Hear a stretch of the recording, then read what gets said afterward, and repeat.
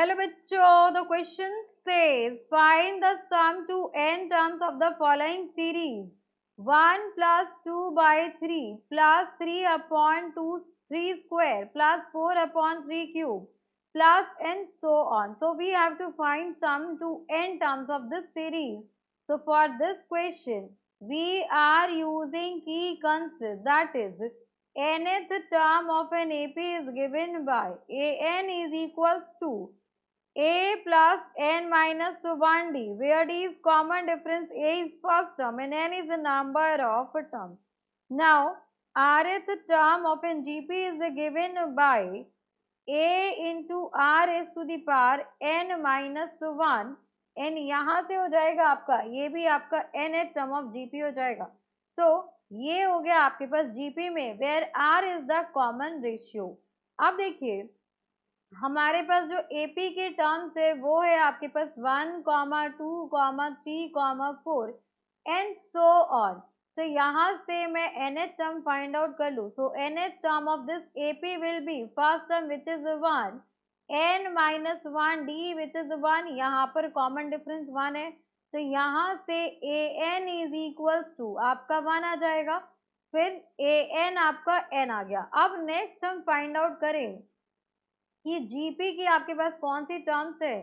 तो यहाँ पर आपको जीपी की टर्म्स गिवन है 1 comma 1/3 comma 1/3 square comma 1/3 cube and so on. These are the terms of GP. So nth term of an GP is given by first term n common ratio which is 1/3. A2 minus A1, A2 upon A1 करेंगे तो 1/3 आ जाएगा. So 1/3 raised to the power n minus 1. So an will be equals to 1 upon 3 raised to the power n minus 1. Because 1 की power कुछ भी 1 ही रहेगा.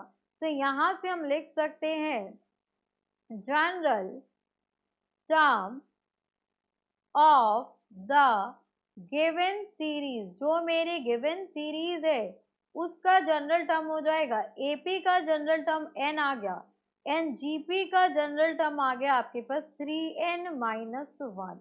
अब यहाँ से देखिए 3n माइनस 1 आ गया. अगर मैं n को 0 पुट कर दूं तो यहाँ पर n 0 नहीं आएगा, कोई टर्म नहीं बचेगी. n को अगर हम 1 पुट कर दे तो ये हो जाएगा आपके पास 1 n 1 minus 1 that will B 1 हो जाएगा यहाँ पर. तो ये जीपी की इस एपी जीपी सीरीज की, ये सीरीज आपकी एपी जीपी है, तो एजी सीरीज की nth टर्म आ गई.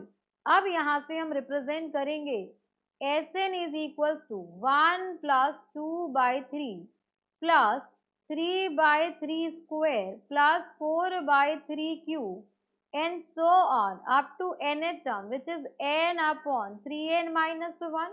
अब यहाँ से अगर इससे एक प्रीवियस टर्म लिखनी हो तो वो कैसे लिखेंगे, यहाँ पर n में से एक वैल्यू माइनस कर देंगे. So this will be n minus 1 upon 3 raise to the power n minus 2 हो जाएगा. नाउ इस सीरीज को मल्टीप्लाई करते हैं. So multiply by 1/3 both side.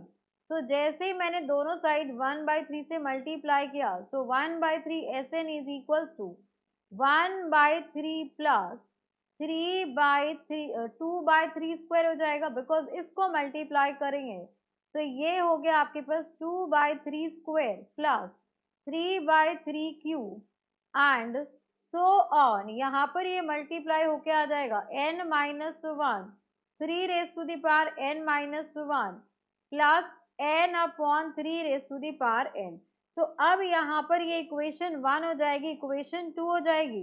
तो इक्वेशन 1 माइनस इक्वेशन 2, इक्वेशन 1 में से इक्वेशन 2 माइनस करेंगे तो ये हो जाएगा आपके पास Sn minus 1/3 Sn equals to, ये आपका 1 एज इट इज आ जाएगा plus 2 minus 1 2/3 minus 1/3 that will be 1/3 plus यहाँ पर 3/3 square minus 2/3 square that will be 1/3 square, ये again 1/3 cube and so on. Plus इसमें से इसे माइनस करेंगे तो यहाँ देखो क्या आ जाएगा n माइनस माइनस, ये हो गया आपके पास 1 आ गया, so this will be 1/3 raise to the power n minus 1, और ये हो जाएगा आपके पास माइनस में आ जाएगा ये वाला टर्म, बिकॉज इसमें से माइनस करें, तो -n/3 raise to the power n हो गया। अब देखिए इसको मैं फर्दर सॉल्व करूं, तो यहाँ से इसको फर्दर सिंप्लीफाई करेंगे, तो 3 - 1 दैट विल बी 2/3 SN आ जाएगा, तो ये हो गया आपका 2/3 SN is equals to 1 + 1/3 + 1/3 square and so on. ये देखिए ये आपकी nth टर्म है एक जीपी की, तो यहाँ से आ गया आपके पास n times, so and next यहाँ पर टर्म है that is equals to minus of n/3 raise to the power n हो गया।